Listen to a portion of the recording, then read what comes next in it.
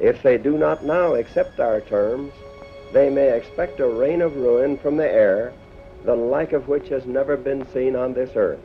Hola, ¿qué tal? ¿Cómo están? Yo soy Antonio Álvarez, esto es Access History, y el día de hoy, en víspera de uno de los estrenos más esperados del año, vamos a hablar acerca del Proyecto Manhattan y su figura central, Robert Oppenheimer.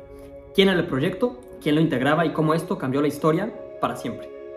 Para hablar del Proyecto Manhattan, primero tenemos que empezar por el contexto histórico y científico que llevaron a que el proyecto naciera. Durante las décadas de 1930 y 1940, la comunidad científica se encontraba inmersa en la investigación de la estructura y las propiedades del átomo.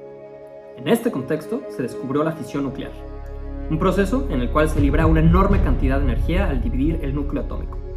Este descubrimiento planteó nuevas posibilidades en términos de energía y, lamentablemente, también de destrucción. A medida que la Segunda Guerra Mundial se intensificaba en Europa y el Pacífico, surgieron informes y temores de que Alemania estuviera trabajando en un programa de desarrollo de armas nucleares. Esto no era nada nuevo ni para los aliados ni para los alemanes. Estos informes generaron gran preocupación por parte de los aliados, particularmente en Estados Unidos, y condujeron una guerra contrarreloj para ver quiénes iban a ser los primeros en poder desarrollar estas armas. Esta urgencia y la posibilidad de un uso potencialmente catastrófico de la tecnología nuclear llevaron a que naciera justamente el Proyecto Manhattan. Julius Robert Oppenheimer, conocido también como el padre de la bomba atómica, fue la figura central del Proyecto Manhattan y hoy de la película. Nació el 22 de abril de 1904 en la ciudad de Nueva York y venía de una familia ya adinerada. Desde pequeño mostró gran interés y talento por las ciencias y las humanidades. Después fue a estudiar física y química a la Universidad de Harvard, en donde siempre destacó y nació su interés por la física teórica. Oppenheimer siguió sus estudios en Europa, principalmente en la Universidad de Cambridge y en el ETH de Zúrich. A lo largo de sus estudios y durante este periodo es que llega a conocer también a figuras como Albert Einstein, quien de manera indirecta va a contribuir también al Proyecto Manhattan, por eso lo veremos en un momento. Fue a través de las interacciones justamente con esta figura que llega a tener conocimiento en la mecánica cuántica y en la teoría de la relatividad. En 1929 regresa a Estados Unidos y empieza su carrera como profesor en la Universidad de Berkeley. Rápidamente tiene reconocimiento como un gran físico teórico que hace contribuciones en la electrodinámica cuántica y la física de partículas. No solo tenía una gran capacidad intelectual, sino que también era un líder nato y con su carisma se ganó a muchísimas personas. Justamente por estas cualidades, cuando se pone en marcha el Proyecto Manhattan, se escoge a Oppenheimer para liderarlo, junto a un destacado equipo de científicos que fueron los que integraron el Proyecto Manhattan. Dentro del equipo de Oppenheimer había también un grupo de científicos europeos que venían en calidad de refugiados que venían escapando del régimen nazi y de las políticas discriminatorias contra los judíos. Justamente dentro de este equipo de trabajo había unas personas a las que les conocían como los marcianos. Los marcianos eran un grupo de científicos húngaros que tuvieron un papel clave en el Proyecto Manhattan. Entre estas personas se encontraban figuras como Leo Szilard, Edward Teller, Eugene Wigner y John von Neumann. Eran personas con mucho talento y experiencia en el ámbito de la física y las matemáticas. Realizaron contribuciones significativas dentro del Proyecto Manhattan. Leo Szilard, por ejemplo, fue uno de los principales impulsores e intercambió correspondencia directamente con Albert Einstein. Leo Szilard particularmente es clave porque fue de las primeras personas en concebir la idea de usar la fisión nuclear en una reacción en cadena, que es el principio teórico de la bomba atómica. Esto condujo después al desarrollo del primer reactor nuclear autosostenido. Edward Teller, por ejemplo, otro científico húngaro, parte de los marcianos, trabajó en el diseño de la bomba de hidrógeno, que es una bomba mucho más poderosa que la bomba atómica. En la Guerra Fría este personaje tuvo un rol fundamental. John von Neumann también tuvo contribuciones muy importantes en el ámbito de la computación. La incorporación de estos científicos húngaros fue fundamental no solo durante el Proyecto Manhattan, sino en el avance de las ciencias como tal durante este periodo. Y mucho de esto tuvo que ver justamente con las personas que emigraban de Europa para refugiarse en Estados Unidos. El apodo de los marcianos se los dieron justamente porque parecían sacados de otro mundo por las cosas que tenían en su cabeza por su manera y ritmo de trabajo. Si bien Einstein no estuvo directamente involucrado con el Proyecto Manhattan, sí tuvo un rol muy importante en el desarrollo de este. Sus contribuciones teóricas que había hecho años atrás fueron la base científica para el desarrollo de la energía nuclear. En 1939 Einstein ya vivía en Estados Unidos y le escribió una carta al presidente Franklin Delano Roosevelt. En esta carta le advertía sobre la posibilidad de que los nazis podrían desarrollar armas nucleares y recomendaba que Estados Unidos lo hiciera antes que ellos. Esta carta es conocida como la carta Einstein-Szilard, haciendo referencia a Leo Szilard, parte del Proyecto Manhattan, que era parte de los marcianos, porque la hicieron juntos.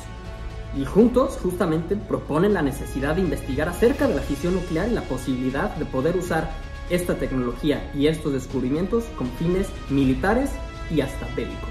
Esta carta fue uno de los detonantes más importantes para que pudiera ponerse en marcha el proyecto Manhattan. Justamente su famosa ecuación E igual a mc al cuadrado, ¿no? La energía es igual a la masa por la velocidad de la luz al cuadrado, es el fundamento científico para entender cómo la energía se puede convertir en una fuente de destrucción sin precedentes. Al término de la guerra, y después de ver las consecuencias de lo que la bomba atómica podría hacer, Einstein se convirtió en un defensor del desarme nuclear y abogó por el control internacional de las armas para prevenir su proliferación y el uso indebido de la tecnología nuclear. El proyecto Manhattan representó un desafío sin precedentes en términos de investigación científica y de desarrollo tecnológico. Oppenheimer y su equipo se enfrentaron a obstáculos técnicos y científicos enormes, pero también a grandes dilemas éticos y morales sobre el uso de la energía nuclear con fines militares. Finalmente, el 16 de julio de 1945 se llevó a cabo la primera prueba exitosa de una bomba atómica en el desierto de Nuevo México. A esta prueba se le conoce como Trinity y marcó la viabilidad de las armas nucleares.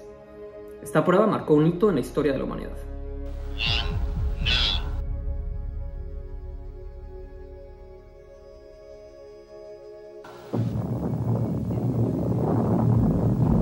The flash was later calculated to be brighter than 1,000 suns. Miles away, a young girl, blind from birth, saw the flash. Men at the site felt the heat of a desert sun. Then came the shockwave. 2 GIs at the command center stood up in their excitement at seeing the boiling cloud and were knocked to the ground. The roar followed, a cascading thunderclap that rolled and boomed out across the desert. Pocos días después, el 6 y 9 de agosto de 1945, Estados Unidos lanzó las bombas nucleares sobre las ciudades de Hiroshima y Nagasaki. Con esto, Japón se rindió y marca el final de la Segunda Guerra Mundial y el inicio de la era nuclear. La elección de las ciudades de Hiroshima y Nagasaki como objetivo de los bombardeos responde a varios factores estratégicos. En primer lugar, ambas ciudades eran importantes centros industriales y militares para Japón. Hiroshima, por ejemplo, albergaba una base naval y una serie de fábricas y almacenes de suministros militares. Nagasaki, por su parte, tenía una importante industria de construcción naval y acerías. Las dos ciudades se habían mantenido relativamente preservadas durante el transcurso de la guerra, que no había sido la suerte en otras ciudades de Japón, y esto iba a permitir a los científicos y a los observadores tener una visión un poco más clara acerca del impacto de las explosiones de las bombas atómicas y con esto evaluar con mayor precisión cuáles iban a ser los efectos destructivos y radioactivos de las bombas. Recordemos que era la primera vez que se iban a usar y realmente no teníamos una idea de qué iban a hacer y básicamente eran un experimento en tiempo real. Otro de los factores clave es la topografía y la geografía de las ciudades. Ambas están situadas en valles rodeados de montañas, lo que proporciona una especie de tazón natural que puede amplificar el impacto de la explosión y con ello aumentar los daños. De la misma manera, si lo viéramos dentro de un mapa, iba a ser mucho más fácil en una ciudad plana ver cuál iba a ser la extensión de los daños que se iban a hacer. Aunado a ello, el objetivo de los bombardeos como tal tenía un impacto psicológico y era demostrar la capacidad que tenía Estados Unidos para usar su nueva arma devastadora. Se esperaba que la destrucción masiva y los efectos devastadores de la bomba obligaran a Japón a rendirse y a poner un fin a la guerra. El 6 de agosto de 1945, el avión estadounidense Enola Gay lanzó la bomba atómica Little Boy sobre la ciudad de Hiroshima, seguida del bombardeo Nagasaki el 9 de agosto con la bomba Fat Man. Estas detonaciones ya sabemos cuál fue el impacto que causaron. Una enorme destrucción, pérdida de vidas y sufrimiento humano inimaginable. La elección de las ciudades de Hiroshima y Nagasaki como objetivos de los bombardeos todavía siguen siendo objeto de debate y controversia hasta el día de hoy. Algunos argumentan que el uso de estas armas fue innecesario y completamente desproporcionado, dado que Japón ya estaba bastante debilitado y la rendición parecía inminente en cuestión de semanas o meses. Otros defienden que esta acción fue justificada por la situación militar y política del momento. En cualquier caso, los bombardeos de estas ciudades dejaron una marca indeleble en la historia mundial, en la vida de estas personas, y su legado sigue planteando preguntas éticas y morales sobre el uso de las armas nucleares y la responsabilidad que tienen los países en la protección de la vida y la preservación de la paz. El proyecto Manhattan había ya cambiado el curso de la historia y había sentado las bases para una nueva era llena de amenazas y posibilidades en el ámbito nuclear. A pesar de su rol de liderazgo, el proyecto Manhattan también dejó una carga en Robert Oppenheimer, quien después de haber visto los efectos que la bomba tuvo, se llamó a sí mismo el destructor de mundos. Now I am become death, the destroyer of worlds.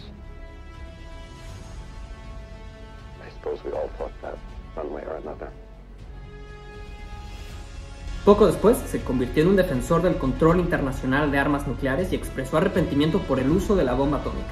Su historia personal y su contribución al proyecto Manhattan lo convirtieron en una figura emblemática y controvertida dentro de la era nuclear. A pesar de los logros de Oppenheimer en el proyecto Manhattan, sus logros se vieron ensombrecidos por acusaciones de espionaje. Durante la Guerra Fría, Oppenheimer fue investigado por presunta participación en actividades de espionaje en favor de la Unión Soviética. El Comité de Actividades Antiamericanas del Congreso de Estados Unidos llevó a cabo audiencias en las que se interrogó a Oppenheimer sobre sus conexiones pasadas y su postura política. Se le acusó de haber tenido vínculos con personas consideradas simpatizantes comunistas y de haber compartido información confidencial con agentes soviéticos durante la época en que trabajó con el proyecto Manhattan.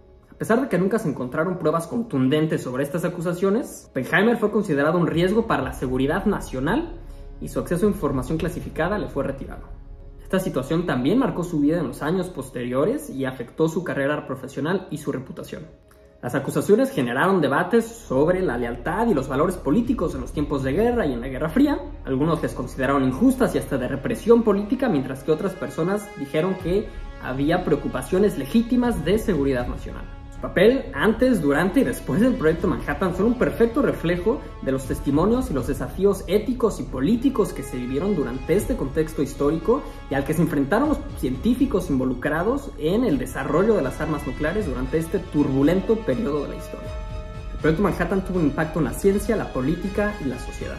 Por un lado, sentó las bases para la tecnología nuclear y la energía atómica, que aunque en sus inicios se pensó con fines bélicos y militares, hoy lo usamos también con fines pacíficos. El uso de la energía nuclear generó un intenso debate ético y moral y cambió para siempre el panorama científico, político y social del siglo XX. Su impacto en estos ámbitos lo sentimos hasta el día de hoy y las cuestiones éticas y morales relacionadas con el uso de la energía nuclear continúan siendo un objeto de debate hoy en día. Si ya viste la película, cuéntanos qué te pareció y si te gustó este video, ayúdanos a compartirlo. Nos vemos a la próxima.